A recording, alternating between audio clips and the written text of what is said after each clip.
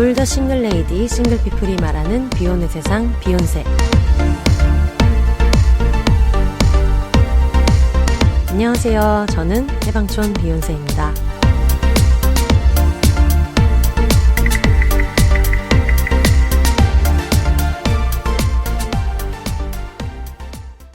안녕하세요. 반갑습니다. 여러분, 다들 어떻게 지내셨는지 모르겠어요.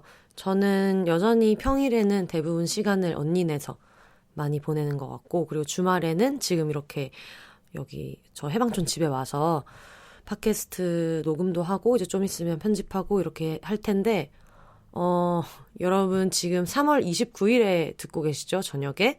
지금 제가 3월 29일 오후 5시에 녹음하고 있습니다. 대단한 인스턴트 방송 아닌가요?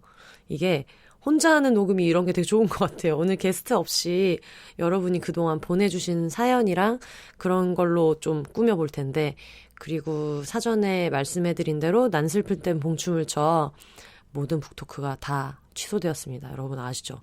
그래서 뭐 어차피 북토크가 취소돼서 없다면 내가 내 북토크를 열면 되는 거지 하는 마음으로 이따가 사연 소개 다 끝나고 나면 그 다음부터는 제가 2월에 낸 신간 핫하게 뭔가 될 줄 알았는데 코로나와 함께 지금 잔잔바리 같지만 어떻게 야금야금 잘 나가고 있는 저의 신간 난 슬플 땐 봉춤을 춰 이야기를 같이 나누려고 합니다. 네. 람 기자님 에피소드는 이전에 녹음을 해놨던 거여가지고 따로 언급할 시간이 없었는데, 덕질 에피소드 조회수가 여러분 지금 좀 너무 많이 나와가지고 한 일주일 사이에 팟빵에서만 지금 16,000명이 넘게 들으셨거든요. 그래서 지금 캥 작가님이랑 저랑 야 이게 어떻게 된 거냐, 이게 무슨 일이냐 이러고 있는 상황이에요. 여러분 그러니까 이걸 왜 이렇게 많이 들으시는 거예요? 나중에 좀 알려주세요. 이거 왜 이렇게 많이 들으셨는지. 되게 좀 이것 때문에 너무 깜짝 놀라서 둘 다 캥 작가님도 그렇고 저도 그렇고 살면서 이런 어떤 큰 주목을 받아본 적이 없는 사람들이라 너무 무섭다. 이거 어떡하냐 그러면서 되게 벌벌 떨고 있습니다. 그러니까 여러분 이거 이제 그만 공유해 주세요. 그만 들어주세요. 무서워. 이걸 갑자기, 이게 원래 우리끼리 소소하게 하는 팟캐스트 느낌으로 하겠다고 했었는데, 너무 초반에 갑자기 이런 일이 생겨가지고, 여러분 되게 너무 고마우면서도 손을 발발 떨면서 이거 어떡하냐, 이러고 있는 상황이고요. 그리고 지금 비욘세 계정에 윈드 팔로워 비중이 되게 높아요. 누가 봐도 지금 김재환 씨 이야기를 듣고 싶으신 분들이지 않나라고 그냥 저 혼자서 추측을 하고 있는데, 너무 걱정인 거예요. 어떡하지? 나는 개털인데, 나는 별로 아는 것도 없고, 나는 떡밥도 없고, 진짜 나 아무것도 아니고, 아무것도 드릴 게 없는 사람인데? 그런 생각을 엄청 많이 하면서, 그러니까 비욘세 계정은 여러분이 팔로우 해주시면 어떤 얘기 하시는 분들인지 궁금해서 거의 다 마팔하고 있거든요. 근데 이걸 이분들 다 내가 마팔해도 괜찮나 생각하다가 덕질 계정에 다들 최애 프사를 하고 있다고 해도 그분들도 다 현생이 있으시지 않겠어요? 김재환 프사 뒤에 사람이 있다는 점을 기억하자, 이렇게 조금 행복회로를 돌리기로 마음을 먹었고요. 저도 여러분 캥 작가님 덕분에 최근에 제가 듣는 플레이리스트를 이렇게 쭉 봤는데 12곡 정도를 계속 반복 재생하고 있는데, 그중에 신의 목소리 시절에 미안해가 너무 좋아서 꽂혀가지고 그것도 듣고 있거든요. 그런 식으로 이렇게 만나서 또 친해지고 안면 트고 그러는 거다 생각하면서 기둥 뒤에 공간 있어요 했던 것처럼 프사 뒤에 사람이 있고 제니짜를 하신 여러분들 얼굴 뒤에는 다 각자의 우주가 있다, 이런 생각을 하면서 그 안에 비욘세 고정 청취자분들이 되게 잠재적으로 버티고 있다, 이런 마음으로 신나게 마팔하고 있습니다. 그러니까 여러분 가지 마세요. 돈 들어. 원래 시작은 김재환이었지만 아니다. 이거는 끝이 좀 창대해야 되는 거죠. 저는 또 그렇지는 않은데요. 어쨌든 여러분 가지 마시고 구독 많이 눌러주시고, 근데 너무 많이 서운해지는 말아주세요. 저희 진짜 너무 깜짝 놀래가지고, 이게 너무 관심을 받을 만한 그릇이 안 되는 간장종지만한 나와 그럼에도 불구하고 관심 받고 싶은 내가 요즘 하루에도 10번씩 싸우고 있습니다. 그래서 어떻게 하루하루 잘 살아내볼 테니까요. 여러분 밀어주실 거면 확실하게 구독도 같이 해주시면 감사하겠습니다. 특히 덕질 에피소드 나가고 나서 캥 작가님이랑 또 저희 언니가 남이잖아요. 이 두 분이 생각하기에 얘가 이렇게 나의 덕질 세계를 알아줄 줄 몰랐다.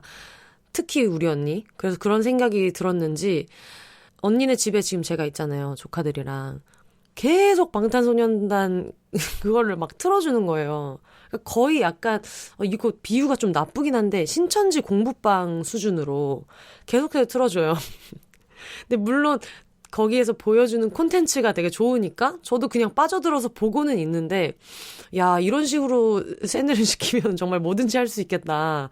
그런 생각으로 그런 식으로 그냥 발랄하게 잘 지내고 있습니다. 그러면 오랜만에 청취자 후기랑 사연 읽어볼게요. 여러분 사연 보내시는 분들 진짜 깜짝 놀라실걸요? 수신하긴 되는 메일 쓰시는 분들은 아시겠지만 보내면 저 진짜 30초 만에 읽어요. 다른 개인적으로 메일 오는 거는 좀 이따 읽어야지 이러는데 beyonce즈@gmail.com 저희 공식 메일로 들어오는 거는 진짜 빨리 읽고 애인 이메일도 그렇게 읽었던 적이 없는데 너무 열심히 읽고 있습니다. 저도 팟캐스트를 많이 듣는 사람인데 직접 제가 메일을 보내본 적이 없거든요. 그러다 보니까 이거 진짜 너무 정성이다. 진짜 이거 어떤 마음일까 이런 생각하고 있어요. 메일 보내주시는 분들 다시 한번 너무 감사드립니다. 장진님께서 보내주셨어요. 작은 아씨들 편, 캥 작가님이랑 했던 편 들으시고 보내주신 것 같아요. 크크크크크크크크 언니들 너무 웃기고 지하실에 데리고 가서 머리를 박박 크크크 진짜 그냥 작은 아씨들 보고 떠는 수다였는데 거기에 같이 있는 느낌이었고 비욘세 언니가 지는 드립에 캥 작가님이 웃는 웃음소리도 너무 더 배 아프게 만들었어요. 자주 듣게 되겠어요. 너무 웃겨. 크크크크크 하고 크크크를 한 15개 정도 붙여주셨고 이렇게 후기 써도 되나요? 너무 웃기니까 이렇게 쓸 수밖에 없었답니다. 네이버 메일 앱에서 보냈습니다. 이렇게 마지막 네이버에서 협찬해준 어떤 마지막 문구까지 보내주셨고 여러분 작은 아씨들이 IPTV 들어와 있는 거 아세요? 저 언니랑 되게 보고 싶었거든요. 이게 자매에 대한 얘기여서 계속 보고 싶다 생각했는데 언니는 이제 LG U+ 쓰는데 거기는 들어왔더라고요. 그리고 저희 집 KT인데 저희 집도 들어왔어요. 그래서 반갑고 좋았고 같이 보니까 더 진짜 좋았던 것 같고 그러면서 좀 안타깝긴 해요. 이게 코로나만 아니었으면은 좀 더 흥행하고 롱런할 수 있는 작품이었다고 저는 생각하기 때문에 그리고 얼마 전에 홍대 북티크에 저 책 때문에 갔다가 작은 아씨들 이번에 그레타 거윅 감독님 버전의 메이킹북이 있더라고요. 그거 읽었는데 되게 재밌었어요. 그래서 장진님 아마 영화를 보시고 나서 들으셨겠죠? 근데 아마 이 영화가 마음에 드셨다면은 메이킹북도 한번 보시면 좋을 것 같아요. 추천해 드릴게요. 그리고 난님께서 메일 다시 주셨어요. 저희 초반에, 지금도 초반이지만 초반에 먼저 메일 주셨었는데 안녕하세요. 드디어 캥거루님의 회차가 올라왔네요. 집과 직장이 5분 이내 거리라서 그러니까 캥 작가님이랑 비슷한 본인 상황에 대해서 설명해 주시는 것 같아요. 집과 직장이 5분 이내 거리라서 두 끼 모두 차려준다는 점, 집안일을 모두 해준다는 그런 장점이 너무 만족스러워 아무 때나 방에 침입한다는 점 괄호 열고 잠금장치 없음. 시작되었죠. 통금 있음. 퇴근 후 맥주 한 잔이 어려운 점, 그 외 잔소리, 외 다수의 단점에도 같이 살고 있습니다. 엄마에게 드리는 용돈과 선물과 모은 돈에 대한 사례가 필요하다고 하여 제가 그때 요청드렸었죠. 여러분 진짜 이렇게 돈 내시는 분들 있냐? 막 이렇게 물어봤었는데 TMI 남발이지만 제 주변 사례와 제 사례를 써봅니다. 다른 분들의 사례도 넘나 궁금하네요. 그런 딸들은 없다라는 녹음 파일 저도 필요합니다. 네, 여러분 이제 아카이빙이 시작되었습니다. 다들 많이 보내주시고요. 실제 제 친구의 경우에도 월급 정도의 명품 선물을 매년 하는 경우를 본 적은 있으나 그 친구 부모님의 경우 매년 1회 이상 미국행 비행기표를 결제해주는 케이스입니다. 나왔죠. 이제 기브앤테이크. 가방을 사드리지만 명품 선물 해드리지만 미주 정도 길이의 비행기표가 돌아오고 있다. 자식의 모든 급여를 받고 생활비를 모두 드리는 혜택 같은 케이스도 본 적이 있으나 그 경우 아버지 카드로 필요 비용을 모두 쓰더라고요. 아버지가 상당한 재력가라서 카드 공제를 위한 목적인 것 같습니다. 자, 여러분 이거 보세요. 요거 봐. 결국 내 월급을 다 드린다. 그런데 아버지 카드로 필요 비용을 다 쓴다.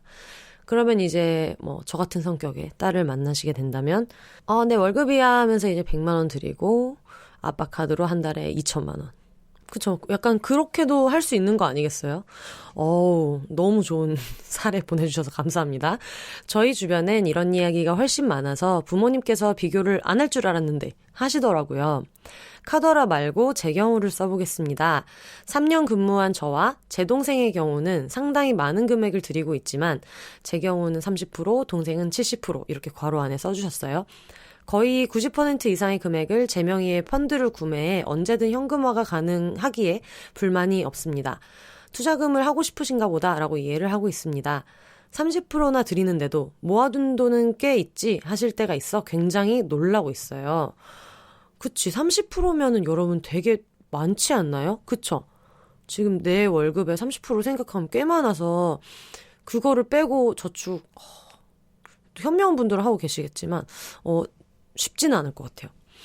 부모님 집에 살면 돈을 모을 수 있다는데 제 돈은 도대체 어딜 간 걸까요? 라고 캥 작가님이랑 같은 질문 해주셨습니다. 그때 제가 뭐라고 말씀드렸죠? 우리가 부모님네 집에 사는데 돈이 없다면은 나 혼자 살았으면은 마이너스 통장 800만 원. 우리는 항상 밑을 봐야 된다. 너무 위를 보면서 살면은 너무 피곤하다. 이런 말씀 그때 드렸었고. 어머니께 감자대전 이야기를 했다가 감자대전 그거죠. 최문순 도지사님이 강원도에서 10kg에 5,000원이라는 파격적인 가격으로 이제 감자를 판매하는 배송비 포함 그렇게 파는 거를 하고 계셔가지고 저도 이거 진짜 너무 파이팅 했는데 10시마다 감자를 사고 있어요. 오늘 문순 씨 감자를 샀다는 자랑을 할 때가 여기밖에 없네요. 부러워. 감자 저 이거 못 샀거든요. 너무 사고 싶었는데 특히 그리고 저는 지금 언니랑 형부랑 조카 둘, 저 이렇게 하면 5명이잖아요. 그러니까 혼자 살면은 아마 막 그렇게까지 도전하지 않았을 것 같은데 이게 다 같이 있으니까 한번 해보고 싶은 거예요. 그래서 10시마다 되게 열심히 했는데 안 되더라고요. 그래서 안 된 상태에서 이거는 종료를 했고 다행히 농민분들이 열심히 농사 지으신 감자는 다 자기 집을 찾아갔고 여러분 당일날 듣고 계신 분들이라면 내일이죠. 3월 30일 10시에 또 동해시 오징어를 한다 그래서 포켓팅에 실패했다면 오캐팅을 해봐야겠다 이런 생각을 하고 있는데 2,000상자가 나온대요. 벌써 진 느낌이 들지만 한번 열심히 한번 해보겠습니다. 나님 너무 축하드립니다. 긴 메일을 다 읽어주시고 메일을 반가워해주셔서 감사합니다. 다음 주 편 들으면서 쓰고 있는데 저도 언젠가 작가님과 번개 한번 해보고 싶네요. 너무 좋아요. 진짜. 여러분 정말 10만 비운 양성해서 우리 빨리 정모합시다. 여러분 빨리 만나요. 이게 사회적 거리두기 기간이 끝나면 자리를 마련해서 다들 빨리 만나면 좋겠습니다. 람 기자님 집이 오늘의 집에 소개되었다고 하는데 람바다를 검색해도 나오지 않네요. 아쉽. 이렇게 메일 주셨는데 람 기자님네 집은 오늘의 집에 그 망난홈으로 검색하면 나올 거예요. 망이랑 난이가 이름이라서 그 고양이 2마리가 망난 HOME 이렇게 검색하면 나올 거고 그때 소개된 제목이 셀프 페인팅으로 내 색깔 칠하기라는 타이틀이었었고 아니면 이거 여러분 비욘세 트위터에다가 링크 공개해 놓을게요. 저희 람 기자님이 해도 된다고 하시니까. 네, 하겠습니다. 엄지영 님이 보내주신 메일입니다. 이분 지금 진짜 깜짝 놀라실걸요? 왜냐면 지금 이 메일이 오늘 왔는데 26분 전에 온 메일인데 지금 이게 엄청 빠르게 소개돼서 이게 좀 이따가 저녁에 오늘 방송이 나갈 거니까 진짜 이분이 보낸 이메일이 그대로 읽히는 거는 뭐랄까 엄지영님 친구 중에서 조금 무심한 친구분들이 계시다면 그 친구한테 보낸 카톡보다 빠른 답장일 수 있다고 자부할 수 있을 것 같아요. 여러분 그러니까 메일 많이 보내주세요. 안녕하세요. 35세 혼자 사는 청취자입니다. 방송이 너무 재미있어서 제가 이렇게 메일을 보냅니다. 공감이 가는 내용들이 많아서 들으면서 같이 흥분하고 열내고 있어요. 함께하는 분들도 언변이 너무 좋아서 시간 가는 줄 모르고 듣고 있어요. 아 진짜 저희 그 게스트님들 람 기자님, 행 작가님, 렌지 언니 이렇게 지금까지 나왔잖아요. 다들 이런 라디오 같은 거나 팟캐스트 어디 나온 분이 없는 분들인 걸로 알고 있는데 너무 재밌게 얘기를 잘해줘서 제가 진짜 덕을 너무 많이 보고 있어요. 여러분 다들 듣고 계시죠? 너무 감사합니다. 저는 비혼을 생각하며 살고 있는 사람이에요. 한때는 막연히 가족은 있어야 하지 않을까라는 어리석은 생각으로 결혼을 결심한 적도 있었지만 지금은 그때 결혼을 하지 않은 것이 정말 다행이라고 생각해요. 그때 결혼을 했다면 저는 분명 불행했을 거예요. 지금은 저의 행복을 찾으며 열심히 살고 있습니다. 우연히 발견한 방송이 요즘 저의 힐링이 되고 있어요. 너무 감사합니다, 진짜. 글을 못 쓰는 사람인데 작가님에게 글을 쓰려니 긴장이 드네요. 앞으로도 재미있는 방송 부탁드립니다. 열심히 듣고 또 메일 보내겠습니다. 감사합니다. 너무 감사합니다. 맞아요. 이게 그냥 본인이 확신이 없을 때 결혼을 결정하거나 하고 나서 후회하시는 분들도 되게 많아가지고 그냥 원할 때 원하는 방식으로 사는 게 되게 좋지 않나 싶은 생각이 들어요. 와, 감사합니다. 따숩습니다. 리타라는 분이 체코 프라하에 사시는 분이 비욘세 계정으로 DM으로 좀 긴 사연 보내주셨어요. 이거 근데 되게 공감 가는 부분이 있어서 이거 같이 한번 들어보면 좋을 것 같아요. 안녕하세요. 체코 프라하에 사는 32살, 아직 만 30살, 인생을 너무너무 열심히 잘 즐기고 있는 여자입니다. 언니 팟캐스트 들을 때마다 맞아, 정말, 정말 하고 너무너무 끼고 싶어서 이렇게 끄적여 봅니다. 귀여워. 저는 여기서 여행 오는 한국인을 상대로 3년 반이 넘게 가이드를 했었어요. 가이드를 하다 보면 확실히 손님들이랑 사담도 많이 하게 되고 사적인 얘기도 많이 하게 되는데 나이 30을 기점으로 대화의 내용도 많이 달라집니다. 일단 나이를 손님들이 물으셨나 봐요. 20대 때는 나와 사는 거 멋지다, 응원한다, 역시 젊어 이런 말이 많았다면 30이 넘어가니 결혼은 했냐, 혼자 왔냐, 어머님 걱정하시겠다. 어머님 걱정하실까봐 걱정하시고 계시는 등등 뭐 이런 질문이 많아져요. 뭐 결혼했냐 혼자냐 이런 질문은 100번 양보해서 이 100번 양보해서의 작은 따옴표를 해주셨어요. 어금니를 깨물고 타이핑을 하셨겠죠. 웃으면서 대답할 수 있어요. 그런데 그 다음부터 선 넘는 분들이 계세요. 특히 어머님 아버님 분들께서 연령대를 얘기하시는 것 같아요. 그죠? 얼른 해야지. 좋은 사람 만나야 될 텐데 부모님 걱정 많으시겠다. 아니, 결혼 안 한다고 했지. 옆에 좋은 사람 없다고 안 했고요. 나이 30이 넘었는데 왜 우리 엄마가 내 결혼을 걱정하냐고요.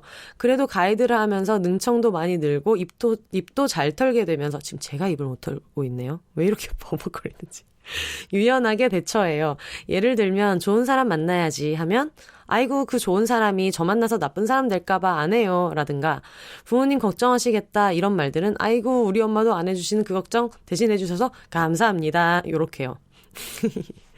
본론으로 들어가자면 저는 언니 이제 곧 한국으로 가요. 비자도 만료됐고 가족도 보고 싶고 다시 나오더라도 우선은 한동안은 한국에 정착할 예정이에요. 그러다 보니 조금은 두렵기도 해요. 근데 4년이 넘게 유럽에서 살다 보니 확실히 결혼의 압박에서부터 자유로웠고 저 하고 싶은 대로 클럽도 가고 남자도 많이 만나고 술도 마시고 해도 아무도 뭐라 하는 사람도 없었고 진짜 즐기면서 재밌게 살았는데 돌아가면 저도 모르게 한국 사회가 맞춰놓은 표준에 저도 맞춰지게 될까 봐요.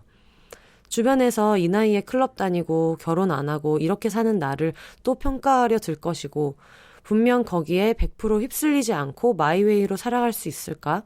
뭐 이런 마음. 아무래도 20대 중후반에 나와 30대 초반에 들어가니 주변 친구들에게도 큰 변화들이 생겼고 저도 그에 맞춰지게 될까 봐요. 뭐 그래서 요즘 귀국을 준비하면서 이런저런 생각이 들어서 이렇게 써봤어요. 그럼 긴 글 읽어주셔서 감사해요. 이렇게 보내주셨습니다. 리타님 일단 되게 진솔한 얘기 보내주셔서 너무 감사하고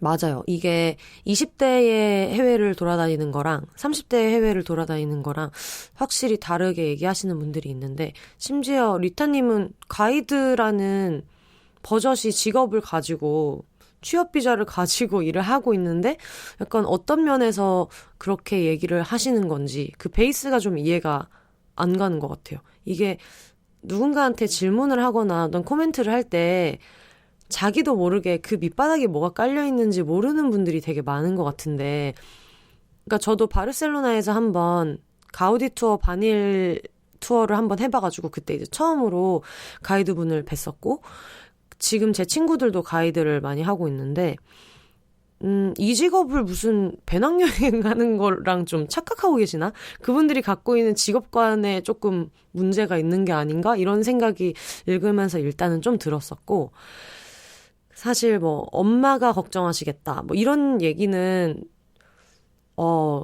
진짜 이건 인류애인가? 이런 생각이 들 때가 있어요.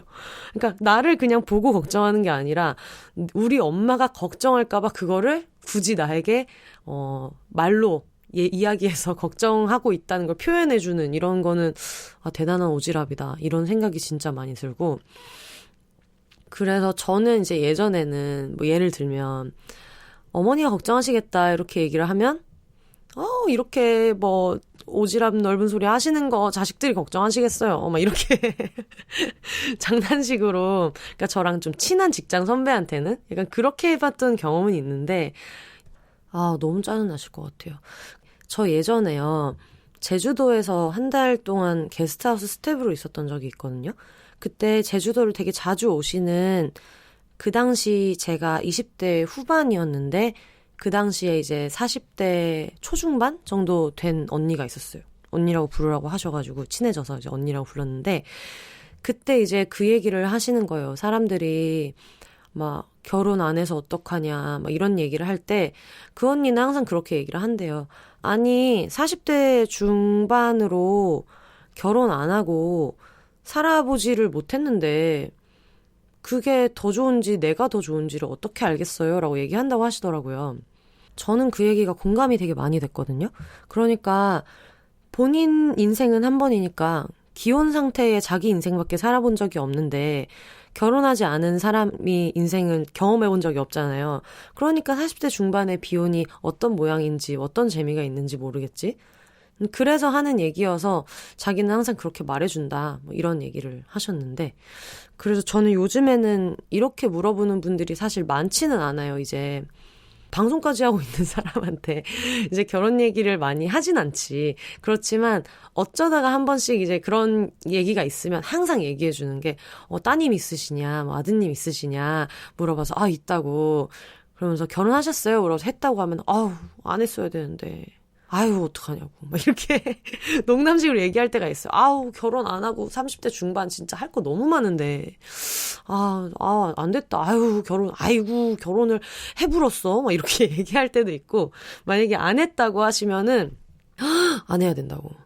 그래서 너무 잘했다. 진짜 너무 잘하셨다. 이러면서 결혼을 안 하고 사는 게 되게 디폴트인 것처럼 그분들 하시는 꼰대 같은 얘기를 미러링처럼 한 번씩 얘기를 해보면 귀찮으니까 어느 순간부터 얘기를 좀 안 하시더라고요. 아니 그래서 결혼했어요? 몇 살 때 결혼했어? 진짜 그때 그걸 안 했어야 되는데 막 이런 식으로, 뭐 그렇게까지는 아니더라도 나중에는 그런 얘기하는 분들이 이제 계시면 어머니 또 30대 비혼으로 안 살아봐가지고 또 모르는 소리 한다.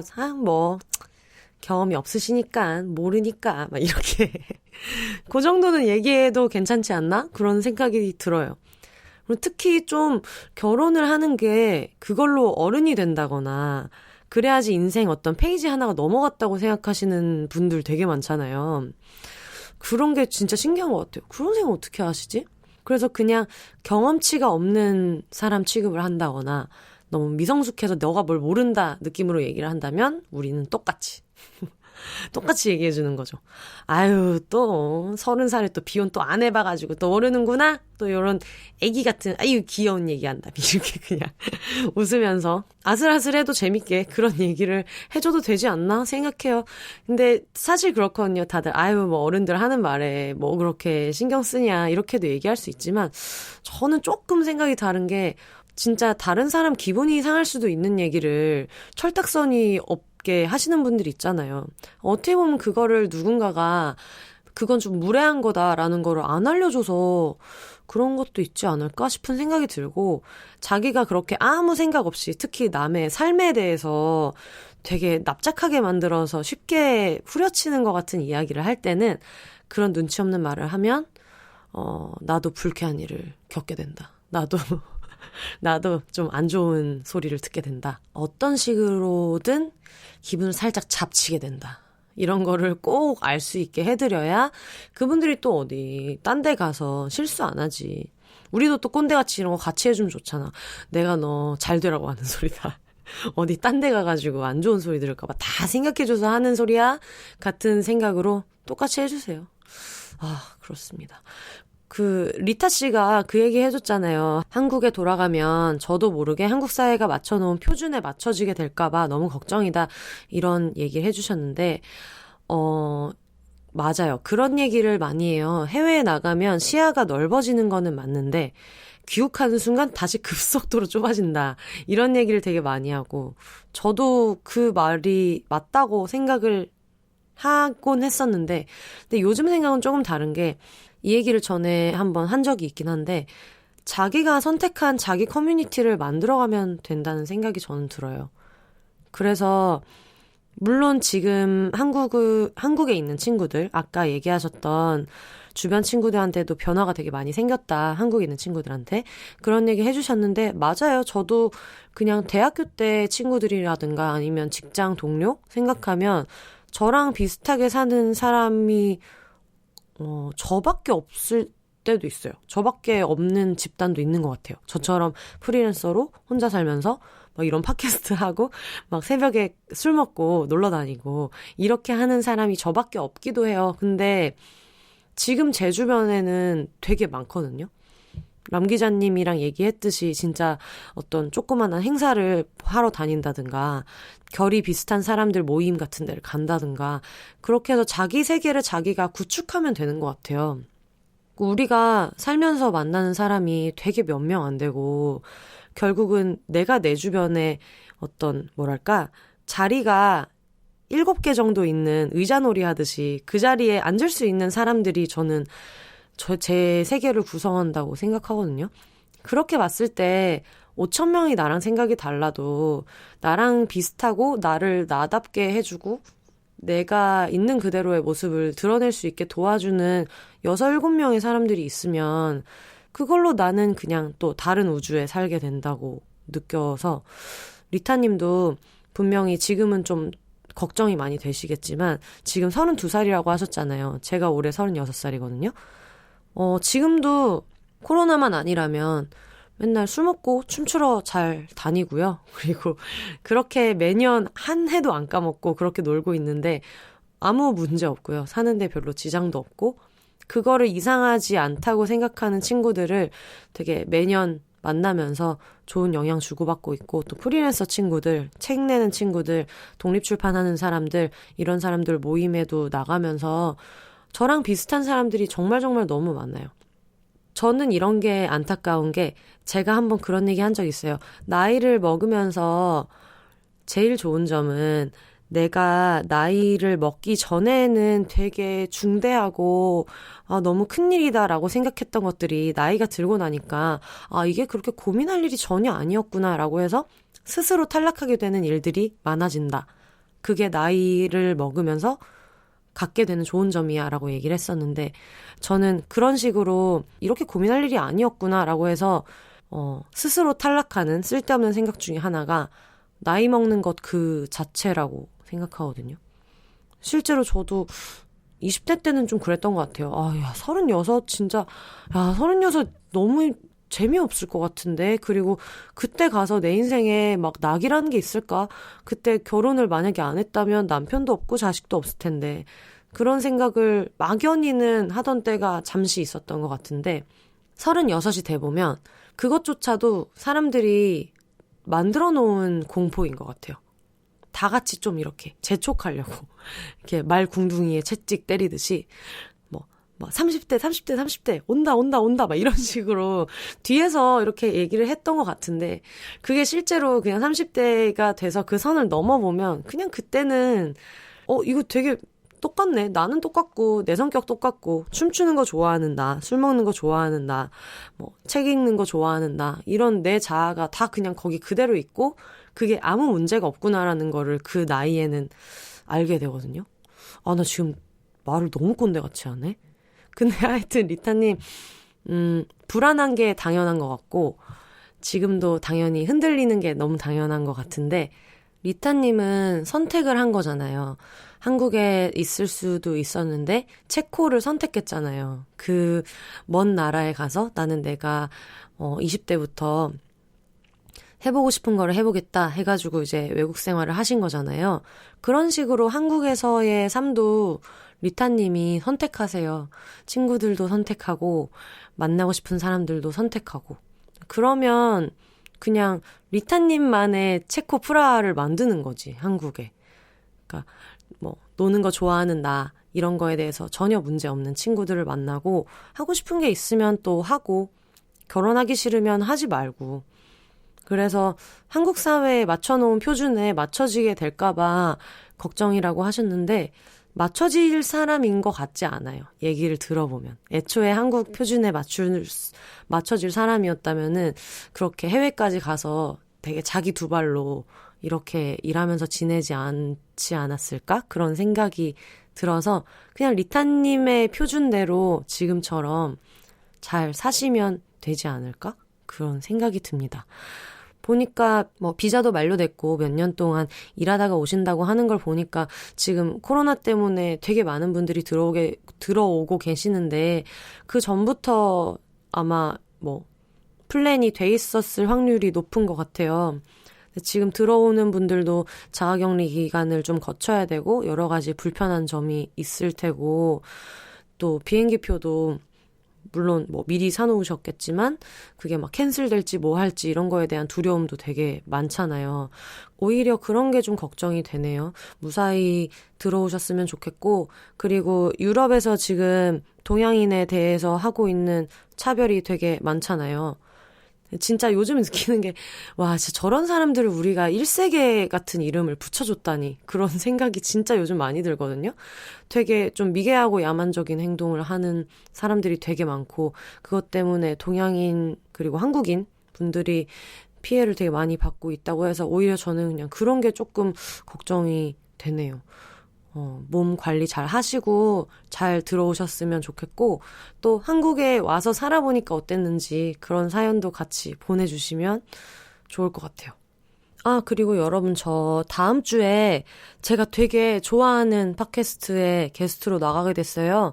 큰일은 여자가 해야지라는 제목부터 으마으마한 프리랜서 팟캐스트에 나가게 됐는데 제가 이거 메일 받고 너무 좋아했던 게 이 방송이 딴짓 매거진 발행하시는 분이랑 그리고 또 프리나프리 발행하고 계시는 그 두 분이 진행을 하시잖아요. 근데 제가 그 책이 2개가 다 있고 팟캐스트도 듣고 있는데 그거를 아셨는지 모르셨는지 섭외하고 싶다고 연락이 와가지고 제가 진짜 1분 만에 답장했어요.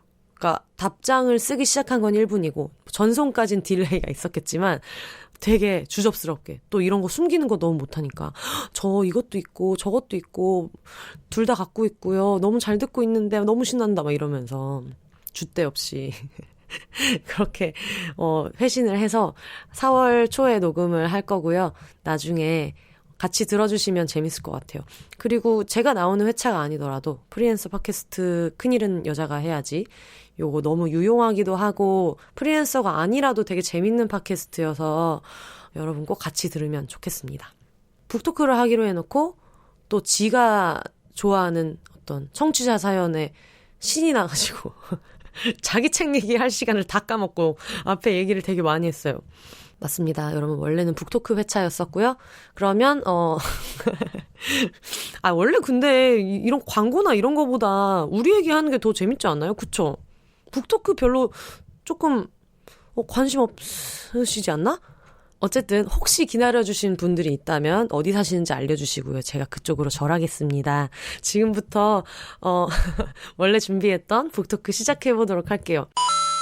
원래는 코로나 바이러스 전에 북토크가 예정된 것만 3개가 있었어요. 근데 제가 책을 2월 4일에 냈거든요. 그러다 보니까 이게 다 취소가 된 거예요. 그리고 취소된 것도 너무 어쩔 수 없는 거지. 그거는 다들 조심해야 되는 부분이고. 그래서 이것 때문에 이걸 어떻게 할까?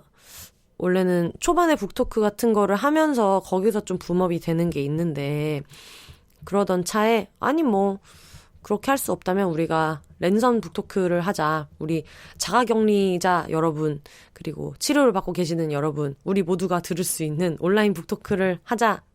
우리 다 같이 용기를 내서 이 시국을 어떻게 꿋꿋하게 살아야지, 이렇게 생각하면서 온라인 북토크로 진행을 하게 됐고, 난 슬플 때 봉춤을 춰라는 책이고요. 이 책은 제 실명으로 나오질 않았어요. 제 실명 말고 필명으로 나왔고, 이 책에만 적용되는 필명으로 작업을 했는데, 안 그래도 인스타 DM으로 조첨지님, 이분도 이름이 대단하시다. 조첨지님께서 왜 어떻게 필명을 정하시게 되었나요? 라고 물어보시더라고요.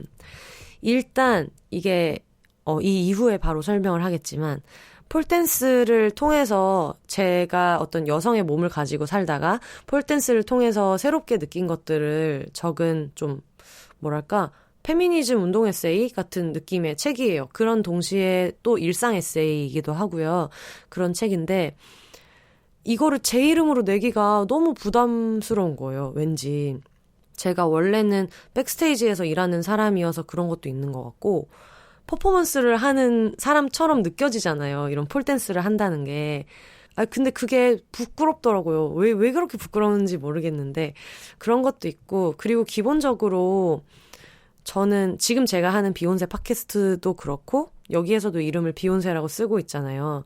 제가 내는 책 중에 이번 봉춤 책도 그렇고, 그냥 이거를 할 때는 그냥 이걸 하는 사람으로만 사람들이 편하게 생각해줬으면 좋겠다라는 생각으로 나를 좀 납작하게 만들고 싶을 때가 있거든요.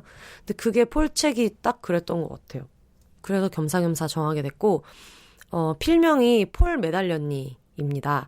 그래서 책을 사시면 앞에 떡하니 폴 메달렸니라고 적혀 있고, 그러니까 제가 폴을 타는데 그 봉을 손으로 이렇게 딱 쥐고 있는 사진이 있고, 거기에 이제 폴 메달렸니 이렇게 적혀 있는데, 원래 이름은 폴 쥐미였어요. 그래서 폴을 쥐고 있는 사진이니까 폴킴? 폴짐? 이런 식으로 지었었는데, 그걸 막상 생각해놓고 보니까 이게 좀 폴킴 씨의 브랜드를 나도 모르는 사이에 희화화하는 것 같은 결과가 될 수도 있지 않을까? 그런 생각이 들어서 이거는 조금 실례일 수도 있겠다 생각이 들어가지고 폴 메달렸니로 짓게 되었고요. 설마 폴 맥카트니 씨가 연락이 오지는 않겠고, 온다면 대박이지 않나? 그것도 그거대로 조금 좋은 거 아닌가? 그런 철딱선이 없는 생각을 하면서 폴 메달렸니라고 지었고, 야망을 크게 가져야지. 비틀즈 정도는 돼야지. 내가 운동 에세이계 비틀즈가 되겠다. 이런 그런 것도 아니었던 것 같아요. 그냥 웃자고 지은 거고요. 웃자고 지은 거고, 제가 걸어서 한 장 속으로 때도 그렇고, 폴 메달렸니도 그렇고, 난 슬플 땐 봉춤을 춰도 그렇고, 그냥 기본적으로 좀 가볍고 그냥 재밌고 쉬운 것들을 제가 좋아하는 것 같아요.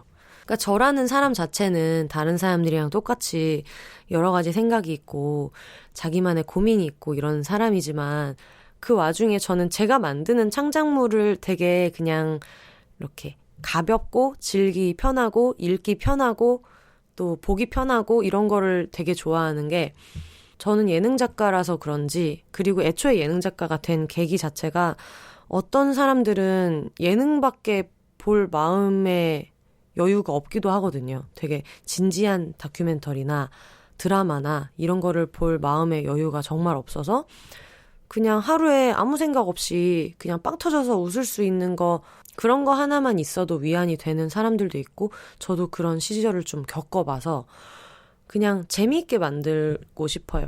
그리고 제가 제일 그나마 잘하는 일이 그거라고도 생각하고요. 그래서 걸어서 한 장 속으로 뭐 난 슬플 땐 봉춤을 춰, 이런 식의 제목을 짓고 있고, 이거는 그냥 잠깐 딴 얘기인데, 말하는 몸이라는 팟캐스트가 있어요. 여러분들 이거 안 들으셨으면 꼭 들어보셨으면 좋겠어요. 제가 진짜 너무 좋아하는 팟캐스트인데, 여성들이 나와서 그 록상게이의 책 헝거를 읽고 거기 일부 구절을 낭독한 다음에 그 구절에 맞는 자기 몸에 대한 얘기를 이제 담담하게 고백하는 내용인데, 여러 가지 몸을 가진 여성분들이 출연을 하는데, 폴댄스 책이 나오기 직전에 제가 거기 출연을 했었어요.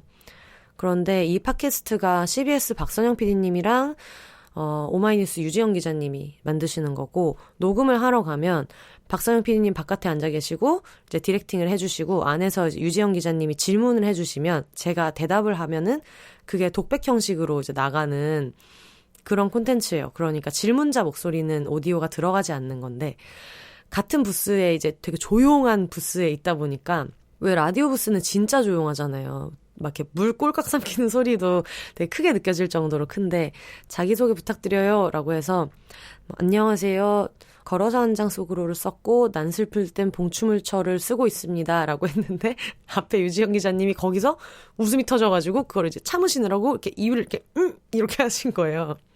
근데 그러고 나서 이게 별로 그렇게 웃긴 게 아닌데, 그거에 하나 꽂히니까 그 뒤부터 책 제목을 얘기할 때마다 무슨 술자리에서 막 영어 안 쓰기 벌칙 같은 거 하는 것처럼 움찔움찔 하시는 거예요.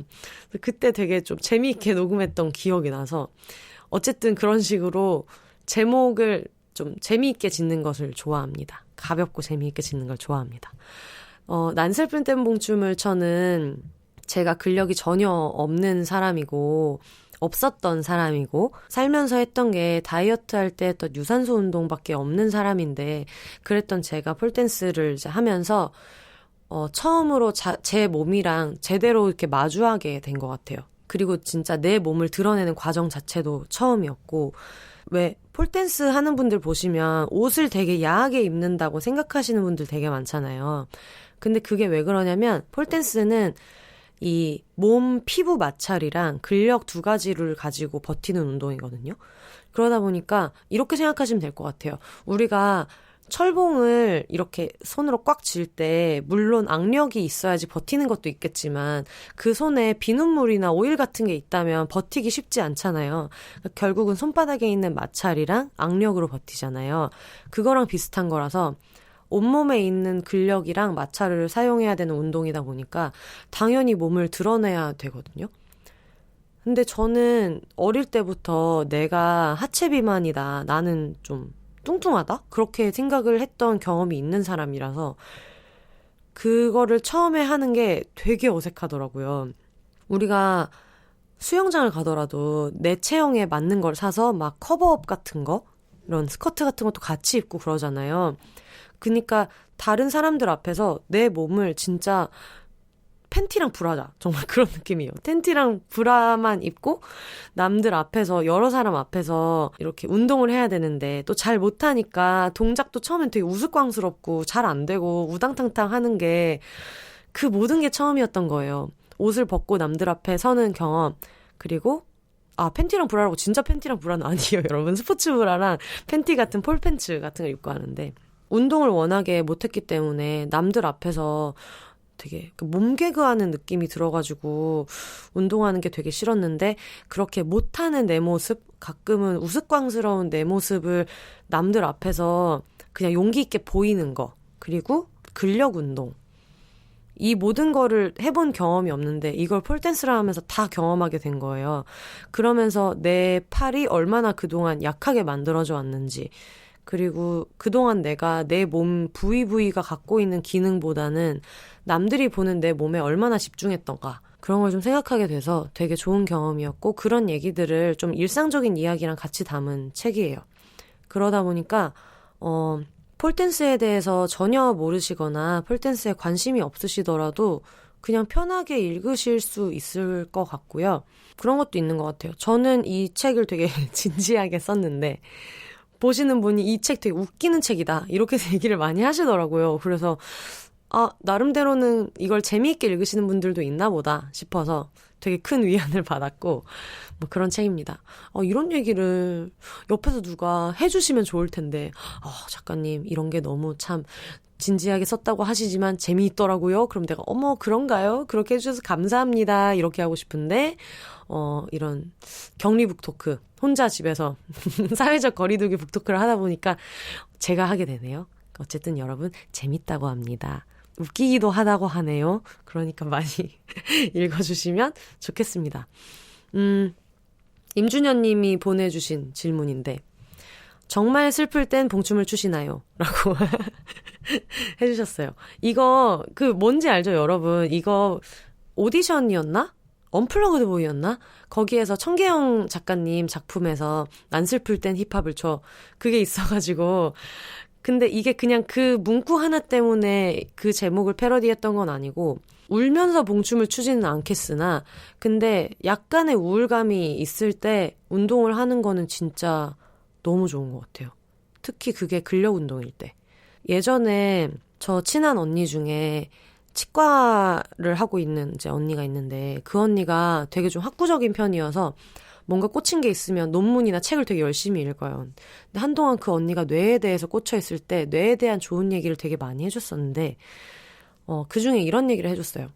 여러분 이 얘기는 언니가 저의 눈높이에 맞춰서 좀 애기한테 하듯이 설명해 주다 보니까 비유를 해서 많이 해줘서 실제 의학적인 단어랑은 좀 다를 수도 있고 그리고 그거를 제가 기억해서 여러분한테 얘기하는 거라 표현이 완전 정확하지는 않을까 봐 좀 걱정이 되는데 감안하시고 들어주세요. 뇌가 세 종류가 있는데 첫 번째는 숨뇌. 그러니까 숨뇌가 제일 안쪽에 우리가 뭐 멘틀, 지각 이렇게 있으면 가장 안쪽에 있는 뇌 제일 안에 있는 게 숨뇌래요. 그래서 숨뇌가 기능을 안 하면 숨을 쉬지 않으니까 사람이 이제 죽는 거고 그 위에 있는 게 이제 파충류까지는 공유하고 있는 뇌. 인간한테도 있고 파충류한테도 있을 정도로 좀 고차원적인 정보나 감정을 다루는 게 아니라 기본적인 생존에 필요한 뭐 위기를 느꼈을 때 근육을 확 긴장시킨다든가 그런 것들을 담당하는 그런 것들도 담당하는 뇌가 이제 파충류의 뇌다라고 언니는 비유해서 설명해줬고 그 다음에 제일 겉에 있는 게 우리의 여러 가지 실제 생각을 관장하는 대뇌피질 이런 게 있다 이렇게 얘기를 해줬거든요. 언니가 이 얘기를 저한테 한 이유는 근력 운동의 중요성을 이제 설파하고자 그 당시에 제가 너무 운동을 안 해가지고 그때 얘기해줬는데 이렇다는 거예요. 예를 들면 사슴이 어떤 연못에 가 있는데 나뭇잎이 바스락한 소리가 나요. 그러면 맹수가 나한테 오고 있는 걸 수도 있으니까 갑자기 근육을 확 경직시켜서 바로 달려나갈 수 있게 그러니까 어깨나 막 이런 데를 딱 경직시켜서 바로 팍 튀어나갈 수 있게 그렇게 몸을 준비시킨다고 하더라고요. 근데 그게 만약에 나중에 그냥 바람이었구나, 이게 문제가 아니었구나 라는 걸 알게 되면 다시 이제 릴렉스하고 이완을 하고 먹던 물을 그냥 계속 먹겠죠. 근데 문제는 이제 현대인들은 그런 식으로 여러 가지 자극이 있고 회사에서 받는 스트레스, 인간관계에서 받는 스트레스 때문에 한껏 경직돼 있는데 그게 어느 순간에는 릴렉스를 해야 되잖아요. 어쨌든 근육이 경직되면 두통이 같이 오잖아요. 그래서 그게 해소되지 않은 상태로 그냥 몇 날 며칠을 지낸다는 거죠. 왜 그런 거 있잖아요. 어떤 일이 생겼을 때 그래도 어쨌든 뭐 일은 넘겼으니까 신경 쓰지 말아야지. 이렇게 된 게 어디야 정도로 좋게 생각을 하려고 해도 그게 바로 스트레스가 안 사라지잖아요. 거기에서 이렇게 이완하기가 너무 어렵잖아요. 그게 왜 그러냐면 그렇게 경직돼 있는 목이나 머리나 막 이런 온몸에 있는 근육은 대뇌피질에서 하는 복잡한 방식으로 이러니까 긴장 풀어야 돼. 이제 스트레스 그만 받아야 돼. 라고 생각해서는 그게 이완되지 않는다는 거죠. 예를 들면 뭐 일과 후에 폴댄스를 가서 거기에서 근력 운동을 이렇게 빡 하고 나면 그러고 나서 이제 끝나고 샤워를 할 때 거기에서 뇌가 받아들일 수 있다는 거예요. 구간을 나눈다고 할까? 그런 식으로 오늘은 여기까지입니다. 근력을 빡 경직시키는 거는 여기까지예요. 라는 거를 운동을 통해서 할 수 있다는 거죠. 근데 그 얘기를 듣고 되게 일리 있는 얘기다라고 생각했다가 저희가 지금 슬플 때 봉춤 춰본 적 있냐는 얘기를 하다가 여기까지 왔는데 자잘한 신경 쓸 것들이 많을 때 있잖아요. 자잘하게 신경 쓸 게 10개 있었다. 그러면 폴댄스를 1시간 동안 근력 운동을 빡세게 하고 나면 그 중에 정말 한 3, 4개는 그때부터 생각이 진짜 잘 안 나요. 애초에 걱정할 가치가 있는 일도 아니었고 그냥 내가 너무 모든 거에 촉각을 다 세우고 있어서 신경 쓰였던 일이 있는데 그런 식으로 근력 운동을 하고 나면 어떡해. 안 되는데 어떡해. 그렇게 될 때가 실제로 있었거든요. 그래서 질문에 대답을 하자면 슬플 땐 봉춤을 추냐고 하면 맞습니다. 작은 짜잘한 우울한 일 같은 게 있을 때 생각하지 말고 일단 운동을 하러 가자라고 해서 가서 괜찮아졌을 때가 되게 많고요. 물론 그거보다 더 너무 중대한 일이면 운동할 힘도 안 나죠. 가던 운동도 못 가게 되지만 그게 아니라면 되게 도움을 실제로 많이 받았어요. 그리고 저희 2회 때 나왔던 렌지 언니가 주변에 보면 폴댄스 도전하는 사람은 많은데 비욘세님처럼 꾸준히 하는 사람은 못 본 것 같아요. 다른 운동도 많잖아요. 폴댄스를 꾸준히 할 수 있었던 특별한 목표나 계기가 있을까요? 그럼에도 폴댄스여야 했다라고 생각되는 게 있다면 뭘까요? 라고 질문해 주셨는데 일단은 근력 운동을 해야겠다는 생각은 있었어요. 기초대사량도 너무 떨어지고 특히 프리랜서 같은 경우는 몸이 재산이거든요. 진짜 몸이 재산이에요. 그래서 몸 관리를 해야겠다. 그리고 근력이 있어야겠다는 생각을 했는데 처음에 PT를 했는데 1대1로 PT를 하다 보니까 그게 좀 1대1의 관계를 또 맺는 것 같은 느낌이 드는 거예요. 서로 막 안부도 물어보고 저번 주에 뭐 하셨다던데 뭐 어떠셨어요? 이런 얘기를. 근데 아마 저처럼 다 느끼진 않을 거예요. 제가 그런 쪽에서 좀 민감해서 그런 것 같기도 해요. 바깥에서 막 어떤 얘기를 하고 오면 나는 여기서는 그냥 운동만 하고 싶은데 또 선생님은 선생님 나름대로 입국 닫고 운동만 시키는 게 그걸 또 불편해 하시는 분들이 있으니까 나름대로의 매뉴얼이었던 것 같기도 하지만 어쨌든 저는 그게 좀 불편해서 단체 운동을 해야겠다는 생각이 들었고 그리고 근력 운동하는 걸 너무 싫어하니까 재미있는 거였으면 좋겠다. 코어를 잡는 데 도움이 됐으면 좋겠다. 그런 생각이 들었는데 그때 저랑 친한 언니가 폴댄스를 예전에 했었어서 너무너무 추천한다고 얘기해줘가지고 폴댄스를 하게 됐고요. 계속 하게 된 거는 안 된다고 생각했던 게 자꾸 돼서요. 그러니까 처음에는 웜업만 해도 죽을 것 같은 거예요. 진짜 못하겠는 거예요. 그랬었는데 나중에는 점점 할 수 있는 게 늘어나고 절대 안 될 것 같았는데 그냥 2주, 3주 이렇게 하니까는 되는 게 너무 신기했고 그리고 제가 근력 운동을 잘 못하고 원래 운동신경이 되게 없어서 제가 지금 1년 반 정도를 운동을 했는데 남들 한 그냥 5, 6개월 정도 하신 분들의 수준이에요. 근데 그게 막 부끄럽진 않아요, 지금은. 제가 오래 운동하면서 갖게 된 좋은 점 중에 하나는 각자의 몸이 갖고 있는 속도를 좀 이해하게 돼서 그냥 느릿느릿하게 가고 있는 거지만 어쨌든 계속하고 있다는 거에 되게 의의를 두게 되더라고요. 그런 것도 있고 이렇게 내가 운동을 잘 못하는데 이걸 만약에 그만두면 또 새로운 운동을 이만큼 할 수 있게 되기까지 얼마나 오래 걸릴까 싶어서 그게 너무 막막한 거예요. 그러다 보니까 소위 폴택이라는 게 몇 번 왔을 때는 그런 생각으로 버텼어요. 지금 이거 관두면 또 운동을 하긴 해야 될 텐데 언제 또 새로운 취미를 찾겠니? 이런 생각으로 했고 그러다 보니까 이제 계속 하게 되었습니다. 난 슬플 땐 봉춤을 춰는 지금 독립출판으로 냈고요. 그래서 독립서점에만 입고가 되고 있어요. 그러다 보니까 큰 서점, 교보문고나 이런 데서는 보실 수가 없고 동네 서점들도 온라인몰을 갖고 있는 분들이 있거든요. 그래서 네이버에 난 슬플 땐 봉춤을 춰를 치시면 여러 가지 이제 책방들이 가지고 있는 링크를 쭉 보실 수 있고 그 중에 하나가 우리 오프닝이랑 클로징에 나오는 비욘세 음악 음악이라기보단 그냥 이렇게 비트 연습하던 거였다고 하시는데 그거를 이제 만들어주신 다미안님과 에바님이 운영하는 스페인 책방 거기에서도 만나보실 수 있고요. 저는 독립책방을 되게 좋아하는 게 독립 책방을 좋아하고 그리고 독립 서점을 좋아해요. 그러니까 예를 들면 제가 썼던 책 중에 걸어서 한 장 속으로는 전형적인 기성 출판물이거든요.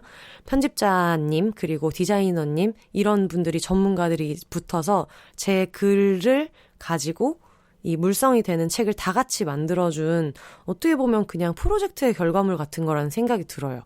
그래서 기성 출판사에서 연락이 와서 책을 만들 때는 그런 것들이 되게 즐거워요. 공동으로 만든 결과물 이런 매력이 있는데 독립출판물 같은 경우에는 아무래도 여러 작가님들이 자기가 원하는 스타일로 아무것도 타협을 웬만해선 하지 않고 원하는 스타일로 낸다는 게 독립출판물의 매력이에요.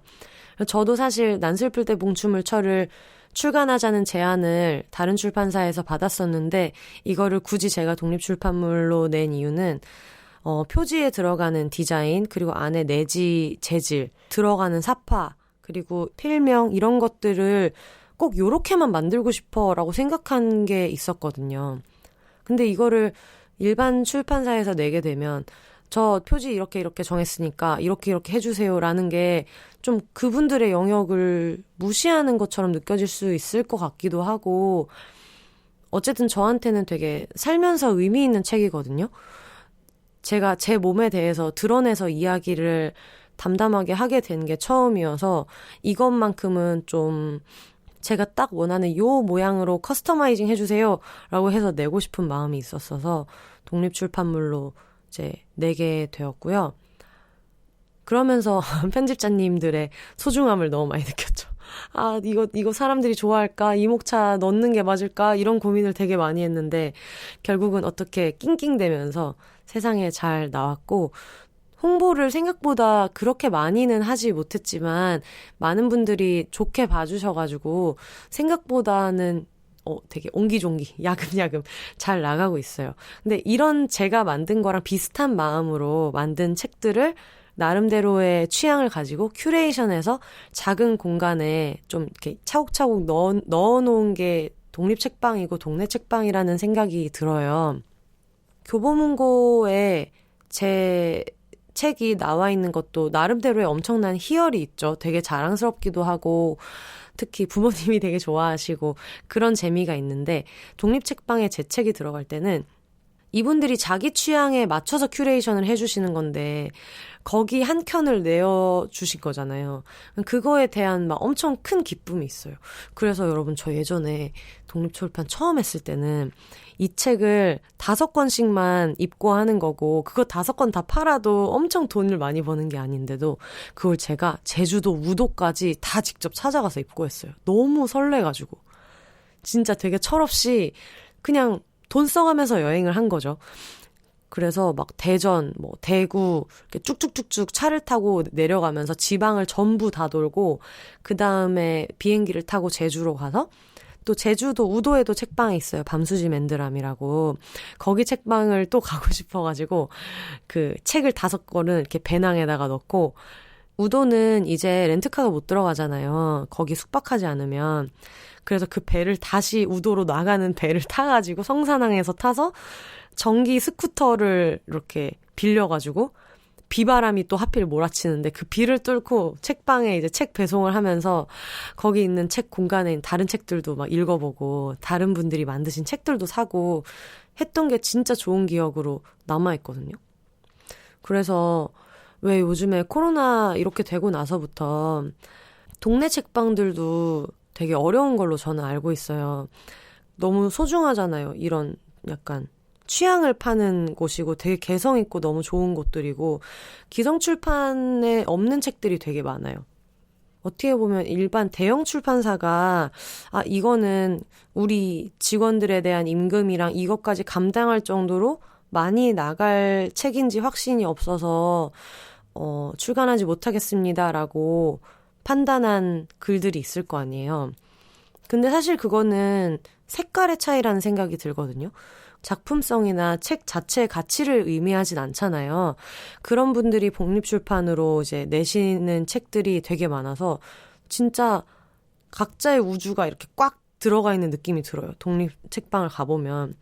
그래서 저도 웬만하면 교보문고에서 살 수 있는 책, 예를 들면 내가 걸어서 한 장 속으로 사고 싶다 했을 때 그거를 교보문고에서 사셔도 편리하고 좋겠지만 근처에 있는 책방에 저 이거 혹시 이 책 있나요? 없으면 저 예약해서 구매할 수 있을까요? 라고 문의를 하시면은 뭐 금방 급한 책이라면 어쩔 수 없겠지만 시간 여유를 좀 주시면 동네 책방을 통해서도 살 수 있거든요.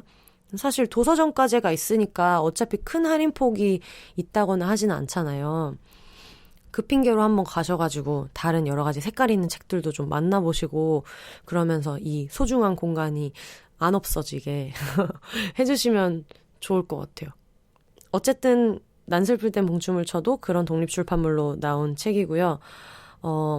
원래는 책을 어떻게 내는지 그런 것도 되게 많이 궁금해 하셔가지고 그 얘기도 한번 하면 좋겠다 생각을 했는데 그것도 되게 독립출판, 기성출판 여러 가지 방법이 있고 뭐 워크샵도 있고 온라인 연재도 있고 여러 가지 방법이 있다 보니까 이거는 한번 아예 시간을 내서 책을 쓰고 있는 작가님이랑 같이 얘기를 해봐도 좋을 것 같아서 다음에 또 좋은 기회가 되면 다음 에피소드에 한번 해보도록 하겠습니다. 명색이 북토크니까 우리 이벤트도 한번 할까요? 비욘세와 난슬플 땐 봉춤을 쳐 동시에 언급해 주시고 읽어보고 싶다고 기대평 써주신 분들한테 사인본이랑 봉춤러 스티커 제가 말씀드렸죠? 그때 캥 작가님이랑 책이 나오기 전에 먼저 나온 전설의 스티커 함께 드리도록 하겠습니다. 트위터랑 인스타그램에서 해주시면 될 것 같고요. 인스타그램은 특히 해시태그 비욘세 꼭 붙여주셔야 볼 수 있으니까요. 네, 참고해주세요. 오늘 여러 가지 이야기 나눴는데 그냥 마지막으로 하고 싶은 얘기가 있어가지고 지금 N번방 사건 때문에 다들 되게 힘드시잖아요. 뭐 N번방 사건은 아직 지금 현재 기준으로는 안 잡힌 것 같고 지금 또 조주빈을 비롯한 26만 명의 가해자가 있는 그 집단 성착취 영상 거래 사건이 있죠. 텔레그램. 이것 때문에 다들 너무 쉽지 않은 날들 보내고 계실 것 같아요. 이게 내가 막 최전방에서 뭘 하고 있지 않아도 이걸 기사를 보고 공유하고 청원에 동의하고 그런 것만 하고 있는데도 사안 자체도 너무 충격적이고 거기서 엄청난 피로감이랑 막 분노를 느끼고 있어서 그게 내 삶에 진짜 너무 뼈아프게 와닿는 분들 되게 많을 것 같아요. 제가 어제 운전을 하면서 언니네 집에서 우리 집으로 오는데 진짜 너무 심장이 막 벌렁벌렁 하다가 꾹 누르는 것처럼 너무 막 아프다가 여러 가지 생각이 되게 많이 드는 거예요. 그래서 이게 왜 이럴까 생각을 되게 많이 해봤는데 특히 여성분들은 우리는 지금 이게 처음이 아니잖아요. 뭐 소라넷도 있었고 최종범 사건도 있었고 어떤 여성의 몸이랑 존엄을 가지고 일어나는 범죄들 그동안 너무 많이 봤고 이 사건 자체도 자체지만 이게 앞으로 전개되는 과정을 지켜보면서 느꼈던 그 엄청난 피로감과 공포 같은 것들이 있잖아요. 그러니까 그게 좀 어떻게 보면 트라우마처럼 모두한테 남아있는 게 아닐까? 이 싸움이 너무 길 것 같고 힘들 것 같고 그런 생각이 되게 많이 드실 것 같아요. 저도 그러니까 이렇게 힘든가 보다. 너무 정신적으로 너무 진짜 피폐해지는 것 같다. 이런 생각이 많이 드는데 개인적으로 저는 예전에 어떤 일이 있었냐면요. 예전에 회사가 텔레그램을 업무 메신저로 썼었어요. 카카오톡을 안 쓰고.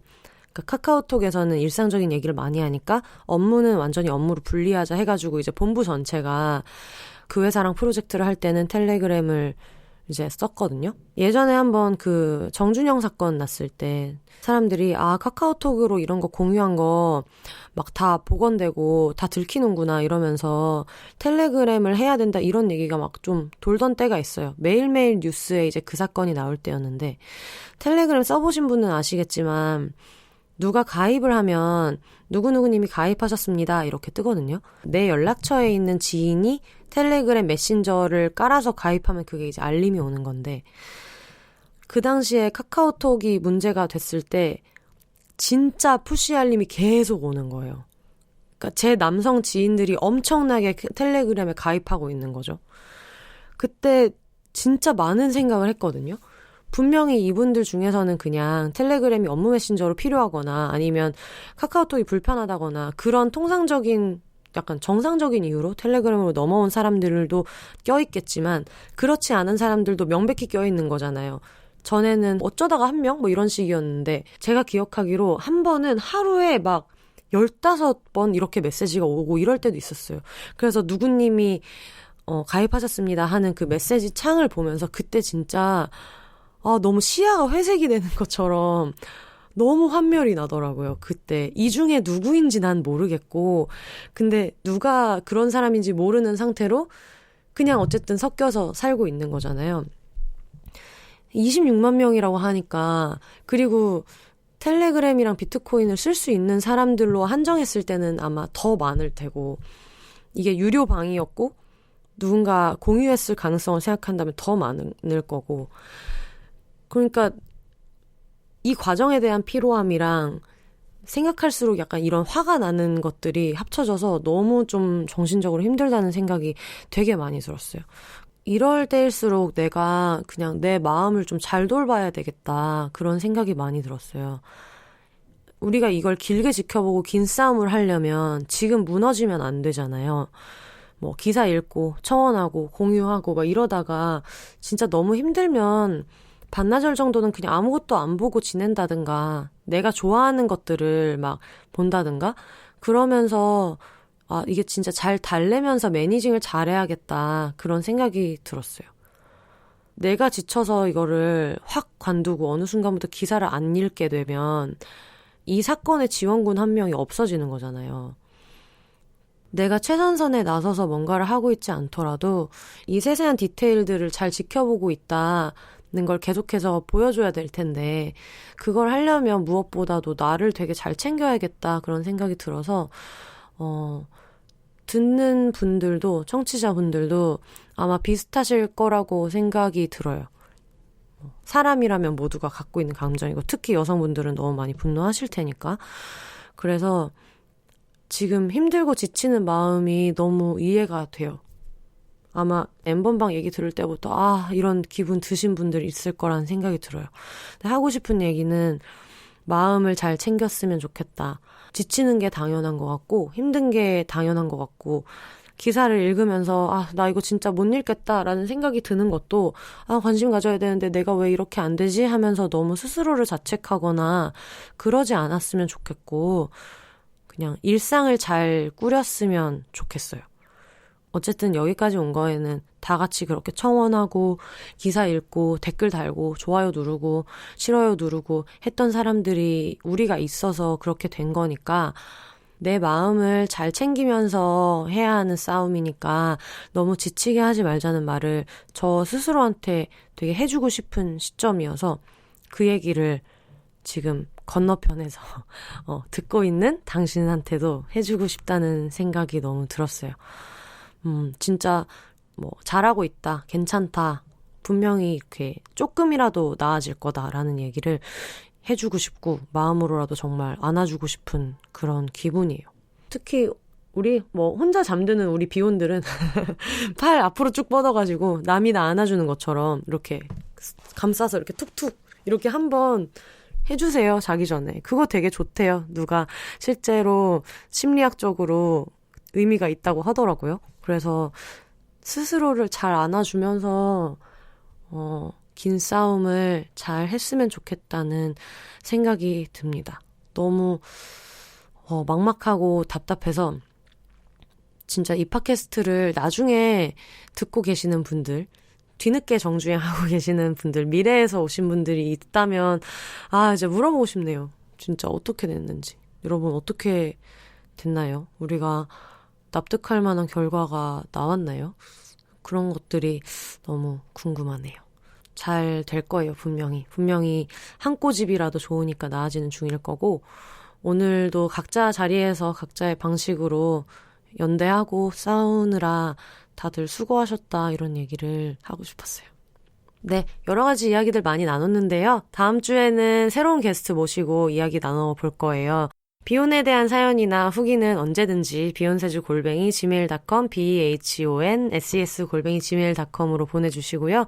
트위터, 인스타그램도 많이 팔로우 해주시고 언급도 많이 해주시고 팟빵, 애플 팟캐스트, 네이버 오디오 클립도 많이 구독, 좋아요 많이 눌러주세요. 올더 싱글레이디, 싱글피플이 말하는 비혼의 세상, 비욘세 다음 주에 다시 찾아올게요. 여러분 혼자 사세요.